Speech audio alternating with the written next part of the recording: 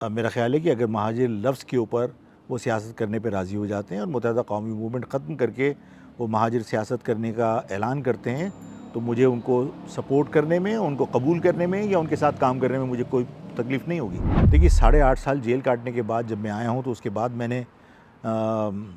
دوبارہ سے تنظیم نو کی ہے، اور اس کے بعد ہم نے اب الیکشن کی تیاری کی ہے، اور آئندہ الیکشن کے لیے ہم تمام اربن ایریاز سے اپنے کینڈیڈیٹ پٹ اپ کر رہے ہیں، اور انشاءاللہ تعالی ہم کنٹیسٹ کریں گے الیکشن۔ دیکھیے ایک تو یہاں پر ظاہر ہے کہ لیڈرشپ اور لیڈرشپ کے ساتھ تمام کارکنان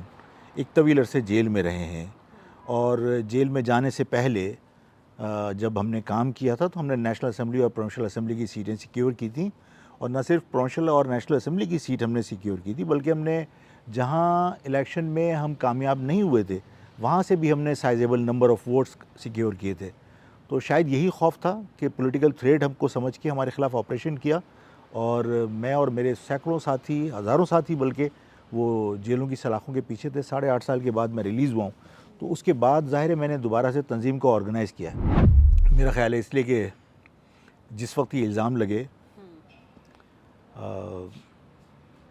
میرا میڈیا کے ساتھ کوئی بہت اچھا تعلق نہیں تھا، کیونکہ میں میڈیا سے ہمیشہ دور رہا ہوں، تو میں اس پروپیگنڈے کا کاؤنٹر نہیں کر سکا۔ جبکہ اگر صحافی حضرات انصاف کرتے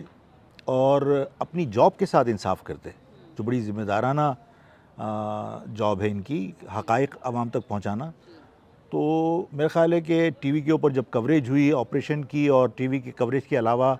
جو ہیرلڈ میں عظیم احمد طارق صاحب کا ٹیلی گرام پبلش ہوا،